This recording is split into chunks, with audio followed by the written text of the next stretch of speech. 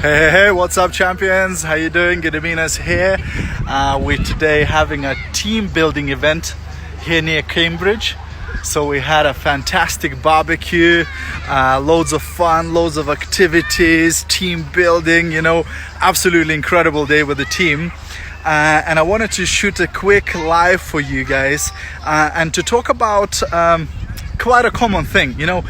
When you speak to somebody about a possibility of joining your business, some people may say, oh, I can't afford it. I don't have money for that. I don't have money to start my own business. And it's a common misconception and it's a common thing to say, but there's a very clever or good way to approach this challenge if you're having somebody saying to you, oh, I can't afford it, right? So let's say to start with your company, it takes £100, £200, £300, maybe £400. It's not going to be an astronomical amount because it's network marketing. It's not like traditional business where you have to invest tens of thousands or hundreds of thousands of pounds. Network marketing usually takes a couple of £100. So if I'm talking to somebody about a possibility of starting their home-based business, about a possibility then having a time freedom so they can spend more time with their kids, with their family, more time traveling, more time doing things that they want, and more money basically, a possibility of earning twice as much, 3 times as much, 4 times as much as they're earning now. So if I'm speaking to somebody and they like the idea and they would like to become financially free, they'd like to have their own business, but then they say, oh, I can't afford, £200, £300, £400 to get started.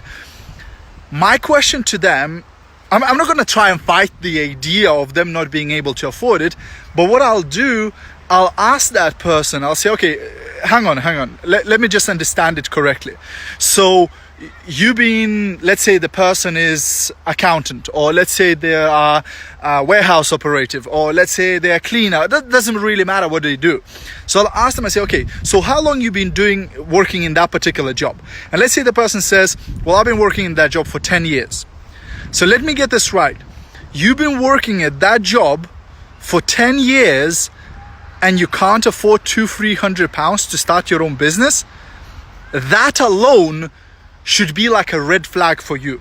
That alone should be a concern for you. How come after working 10 years in this job, I can't afford £200-300 to start my own business? You understand what I'm saying? And if that is the case, something is wrong.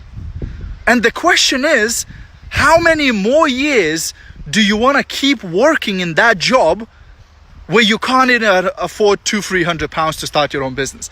How long do you want this to continue to go on? Well, I don't want it to continue to go on. Great. So let's change something. Let's do something. Let's lock arms and let's work this business. Because guess what? Everybody can afford £200-300 to join a business.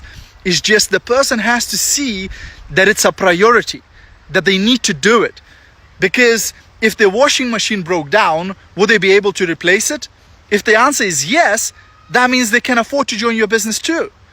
It's just whether they see your business opportunity as a priority, whether they see a potential in your business opportunity, whether they believe they could do this. You understand what I'm saying? Everybody can afford it. But we need to really identify the fact that they've been working in their job for how many years and they haven't had that breakthrough. They haven't achieved the financial freedom.